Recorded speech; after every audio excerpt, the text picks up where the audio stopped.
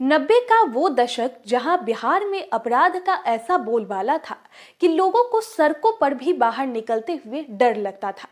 लूटपाट, मारपीट, झगड़ा, अपहरण, रंगदारी, हत्या जैसी घटनाएं वहां आम हो गई थी और बिहार की इसी आपराधिक पृष्ठभूमि में दहशत का एक नाम बड़ी तेजी से ही उभर रहा था और वो नाम था मोहम्मद शहाबुद्दीन का। लालू प्रसाद यादव के बेहद करीबी रहे मोहम्मद शहाबुद्दीन का नाम एक वक्त पर बिहार में ऐसा खौफ था कि आम जनता तो छोड़ो, बड़े बड़े नेता, अधिकारी, पुलिस सब उनके खौफ खाते थे। कहा जाता है कि शहाबुद्दीन की मर्जी के बिना बिहार के सिवान जिले में तो पत्ता तक नहीं हिल सकता था। सिवान के लोगों ने शहाबुद्दीन को साहिब नाम दिया था।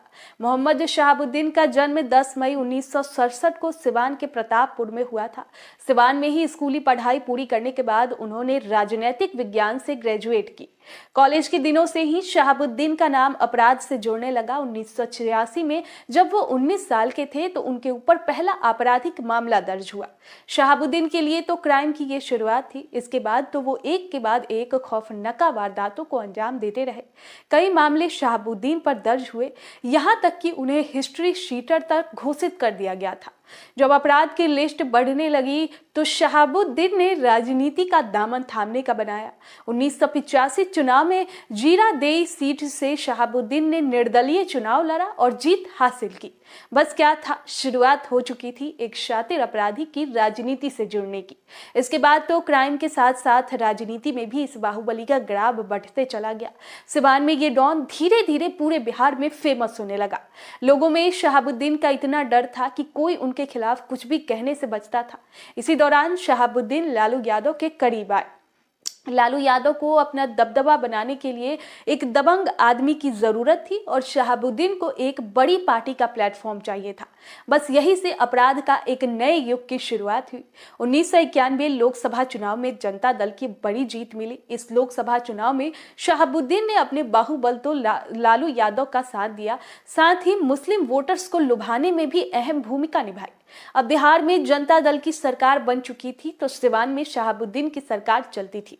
मोहम्मद शहाबुद्दीन का खौफ तो पहले ही था, लेकिन अब तो जैसे शहाबुद्दीन की ताकत कई गुना बढ़ गई थी। लालू यादव के राज में शहाबुद्दीन का रुतबा भी बढ़ता ही जा रहा था। पुलिस ने उन्हें कुछ भी कहना बंद कर दिया था। चाहे ये बाहुबली कोई भी अपराध करे, पुलिस और प्रशासन ने तो जैसे आंखें ही बंद कर ली थी। सिवान में शहाबुद्दीन की पैरेलल सरकार चलती थी। लोगों के लड़ाई झगड़े निपटाने हो या घरेलू विवाद, भूमि का बंटवारा करना हो या उससे जुड़ा कोई विवाद, सिवान में पुलिस या प्रशासन का कोई रोल नहीं था। वहां सिर्फ एक ही नाम चलता था, वो है शहाबुद्दीन का। उनका राज चलता था और लोग भी उन्हें साहिब के नाम से बुलाते थे।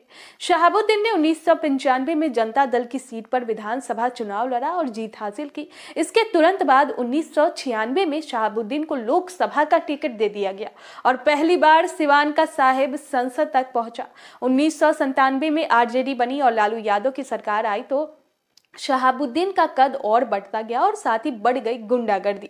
1999 में बिहार के वामपंथी नेता छोटे शुक्ला का अपहरण होता है और फिर हत्या की जाती है। इस अपहरण और हत्या का आरोप शहाबुद्दीन पर लगता है, लेकिन पुलिस उनके गिरबान पर हाथ डालने की हिम्मत तक नहीं करती। हालांकि बाद में इस मामले में शहाबुद्दीन को उम्र कैद की सजा सुनाई गई थी और वो लंबे समय तक जेल में बंद रहे थे। अब 2004 लोकसभा चुनाव के कुछ महीने पहले कोर्ट ऑर्डर के बाद शहाबुद्दीन को गिरफ्तार किया गया था। उन्हें सिवान जेल में रखा गया था। जेल से भी उनकी राजनीति वैसे ही चलती रही। कुछ दिनों बाद ही शहाबुद्दीन मेडिकल के नाम पर खुद को अस्पताल में शिफ्ट करवा लिया और वहीं से चुनाव लड़ा।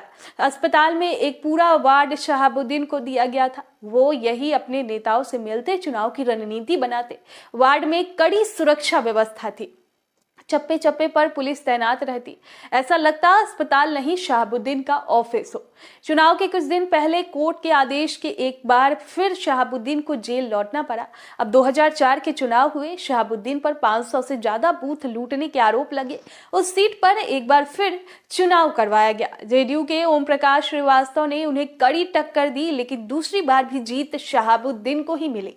चुनाव जीतने के बाद तो वहां पर शहाबुद्दीन का कहर ऐसा बरपा कि कई जेडीयू कार्यकर्ताओं की हत्याएं हो गई। चुनाव में तो शहाबुद्दीन जीत चुके थे, लेकिन यहां से उनके बुरे वक्त की शुरुआत हो गई। अब 2004 में बिहार में एक ऐसी घटना हुई जिसने पूरे देश को हिलाकर रख दिया। एक दुकानदार चंदा बाबू के 3 बेटों गिरीश, सतीश और राजीव के बदमाशों ने अपहरण कर लिया और बाद में 2 भाइयों गिरीश और सतीश के ऊपर तेजाब डालकर उनकी हत्या कर दी। राजीव बड़ी मुश्किल से अपनी जान बचाने में कामयाब हुए। इस डबल मर्डर केस में आरोप भी शहाबुद्दीन पर लगे। ये केस सालों तक चलता रहा। अब 2015 में इस डबल मर्डर केस में चश्मदीद राजीव को भी गोली मारकर हत्या कर दी गई। शहाबुद्दीन पर एक के बाद एक मामले पर सजा सुनाई जा रही थी। इसी दौरान एक बार पुलिस शहाबुद्दीन के पुश्तैनी घर में छापेमारी करने पहुंची तो उसके घर से कई पाकिस्तानी हथियार, एक AK-47 सेना के नाइट विजन डिवाइस बरामद हुए। इस घटना से पूरे देश में सनसनी मचा दी। सिवान के डॉन का आतंक की चर्चा अब पूरे देश में थी। अब 2005 में शहाबुद्दीन दिल्ली संसद सत्र में हिस्सा लेने आए हुए थे। बिहार पुलिस ने उन्हें दिल्ली से ही गिरफ्तार कर लिया। हत्या, अपहरण, बमबारी, अवैध हथियार रखने और जबरन वसूली करने जैसे कई मामले शहाबुद्दीन पर दर्ज हो चुके थे। शुक्ला हत्याकांड में कोर्ट ने शहाबुद्दीन को उम्र कैद की सजा सुना दी थी। अब 2009 में कोर्ट ने इस बाहुबली नेता के चुनाव लड़ने पर भी रोक लगा दी। शहाबुद्दीन ने अपनी पत्नी हिना शहाब को चुनाव लड़वाया, लेकिन हिना को इस चुनाव में हार का सामना करना पड़ा। 2014 में भी उन्होंने चुनाव लड़ा, लेकिन दूसरी बार भी वो नहीं जीत पाई। इसी बीच डबल मर्डर केस में सुप्रीम कोर्ट ने शहाबुद्दीन को उम्र कैद की सजा को बरकरार रखा। उन्हें दिल्ली की तिहाड़ जेल में डाल दिया गया। कोविड के दौरान भी मोहम्मद शहाबुद्दीन तिहाड़ जेल में थे। कोविड की वजह से उनकी तबीयत काफी बिगड़ गई। उन्हें प्राइवेट अस्पताल में भर्ती कराया गया, लेकिन वहां उनकी मौत हो गई। बिहार का ये खतरनाक बाहुबली, जो किसी से ना हारने का दम भरता था, मौत के सामने हार चुका था। माना जाता है कि बिहार में शहाबुद्दीन जैसा बड़ा डॉन कोई दूसरा नहीं हुआ। सिवान में कुछ लोगों के लिए तो शहाबुद्दीन मसीहा भी थे।